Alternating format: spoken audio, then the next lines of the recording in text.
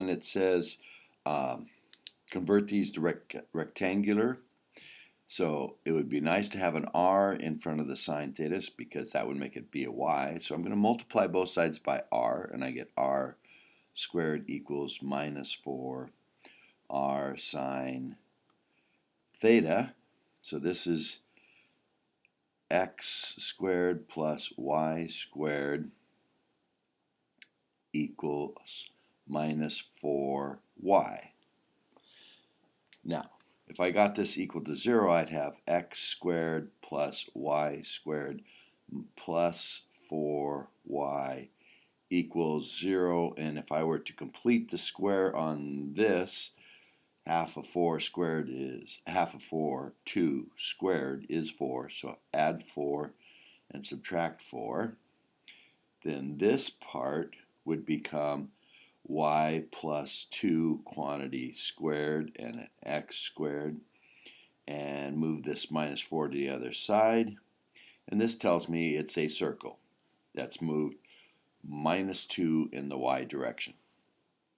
But you can also see this by just looking at, if we got a radius of 0, actually, I'm just making a polar graph here, and I'm supposed to go minus, I'm doing the sine, and the sine starts at 0 times a minus 4 is 0. And then if I go, the sine goes from 0 to 1 times minus 4. So it would go from, as I go from here to here, it's going to go from 0 to minus 4. So up here, minus 4 would be down here. So it's going to go from 0 to minus 4 for this. And then from here, it's going to go back to 0. And then for here, when the sign is negative, it's going to go from 0 to plus 4 and then back to 0. So it's just going to keep repeating the same circle. And this is a circle that's down 2, if that's 4. Okay, this one, if I got secant here, this is r over the cosine of theta. So if I multiply both sides by cosine theta, I have r equals minus 4 cosine theta. And so this is going to be a circle. Instead of moved over 2 in the x, or in the y, it's going to be 2 in the x. And so this is, but I'll change the circle. I would like to have an r there, so I'm going to multiply both sides by r, and I would get r squared equals minus 4 r cosine theta. And so I get x squared plus y squared equals minus 4 x. Bring that over, do the transformations. I get x minus plus 2 squared plus y squared equals 4. Going through the same process I did up there. Circle, it's moved over that way. Since it's minus, the same idea happens. Cosine, let's make this be 4. So cosine starts out at 1, but with a minus on it, it'd be minus 4. And then as cosine goes to here, it goes to 0, so it would go to 0. And then as I go from here to here, the cosine goes to minus 1. And minus 1 times minus 4 makes, I do positive radiuses out here, go more positive. And that's what would be for the first half, and then the second half would repeat. And you can see that drawing. Let me just show you that if we have it actually draw this. If we go to here and see, it's negative 4 cosine theta. Okay, so you should see it start here, go like that, and then go like that, and then do it again for the 360. So, and you don't see the second one, but it's right on top of the first one. Okay. Now 39, we needed r there, so we'll multiply everything by r. So we get r squared equals 2r plus 2r cosine theta, that's x. This is x squared plus y squared, which is kind of like a circle here, but this is going to mess it up a little bit, equals 2 square root of x squared plus y squared plus 2x. That's what it would be in rectangular, but messy. Now, I don't know if they asked you to change that to rectangular. Let me take a quick look. No, it just says identifying graph. So we didn't have to change these over. But this is a circle, r equal 2. So 1, 2. And on that circle, we have to add to it a cosine curve of a radius of an amplitude of 2. So I would start off with 2 more on it. And then when cosine gets to 0, I would be on the circle. And then when I get cosine to be -1, it would take 2 off of the circle of radius 2, which would take it into here.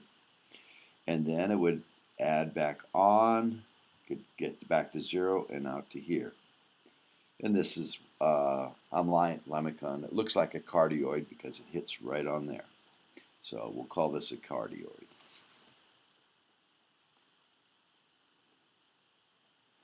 Cardioid. Okay, now this one is going to be a circle of radius 4. Holy moly, I did that one completely off the screen. Sorry. So I did this change.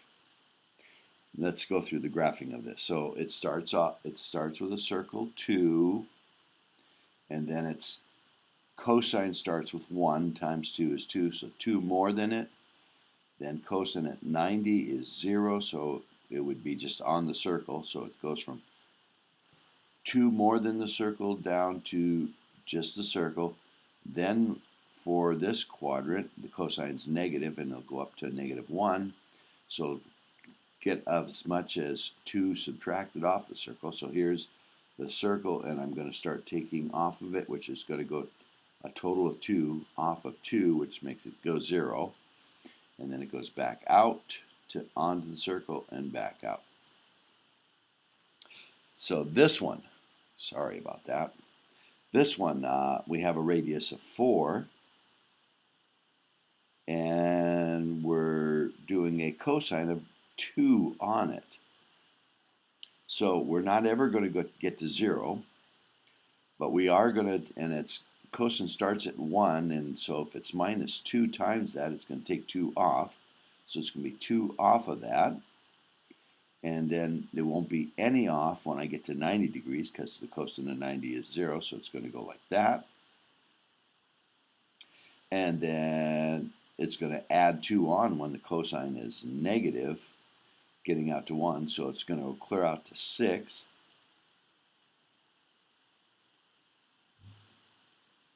Then it's going to come back to on the circle, and then it's going to come into here. And this will have a little bit of a dent in, I believe.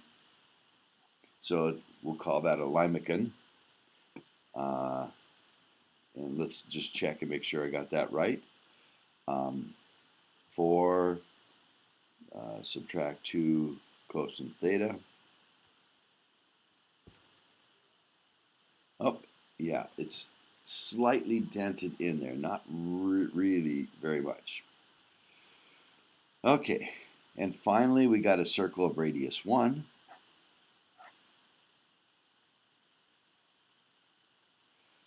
And then we're going to put a sign which starts on 0, and then it gets to 1 times 2 is 2, so it's going to add 2 to this curve.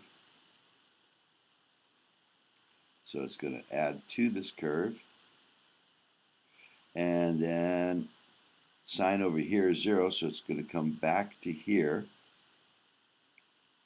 And then the sign goes negative, and so then it's going to take 2 off by the time we get here, which if this is 1 out, and we're going to take 2 off, we're going to end up there. So we've got to end up there. And we're going to get some negative radiuses in there, and then we're going to get back out. So that's a limacon with an inner loop. Let's check that. 1 plus 2 sine theta.